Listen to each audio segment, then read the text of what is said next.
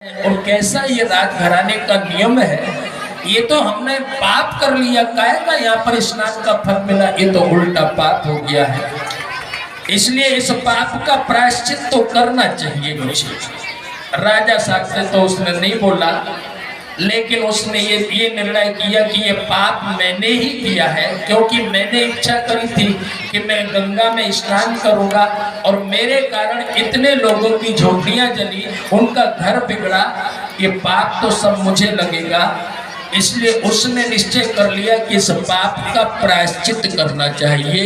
ये रानी ने निर्णय किया। अब राजा साहब के साथ में गंगा के किनारे पूजा पाठ कर लिए और पूजा पाठ करने के बाद में राजा साहब से कहा कि महाराज मेरी इच्छा है कि थोड़ा गंगा भ्रमण करूं, आप अगर अनुमति दो, यहाँ पर जो विद्वान ब्राह्मण हैं उन विद्वान ब्राह्मणों को साथ में मेरे नाव में बैठा दो और मेरी इच्छा है कि मैं अकेले गंगा जी का भ्रमण करूं।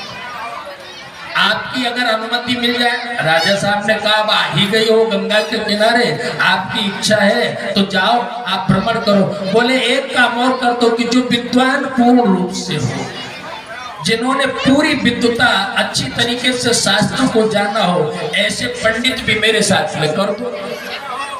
तो काशी में साहब विद्वानों की कमी तो थी नहीं, तो उन्होंने वो व्यवस्था करी और जाके दो पंडित को बैठा दिया नाव में और रानी साहब जाके नाव में बैठ करके और भ्रमण कर रही, नदी में घूम रही नाव के साथ में। राजा अपने कामकाज में लग गए।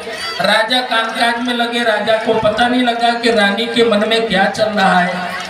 तो राजा तो अपने कामकाज में लग गए। कहते हैं कि रानी जब नदी में बीच में पहुंची तो रानी साहब ने पूछा, बोले महाराज जी स्नान का फल क्या होता है? बोले अगर पर्व पे स्नान करो तो एक यज्ञ का फल मिल जाता है। बोले बहुत अच्छी बात है, बहुत अच्छा बता रहे हैं कि अगर पर्व पे मकर संक्रांति पे गंगा में डुबकी लगाओ तो यज्ञ का पुण्य प्राप्त हो जाता है। बोले महाराज अगर मान लो किसी ने पाप ज्यादा किया हो और पाप ज्यादा किया हो तो उसका प्रायश्चित क्या है? पंडितों ने कहा कि प्रायश्चित की बात है तो प्रायश्चित तो ऐसा है कि जैसा पाप किया है वैसा ही प्रायश्चित होता है।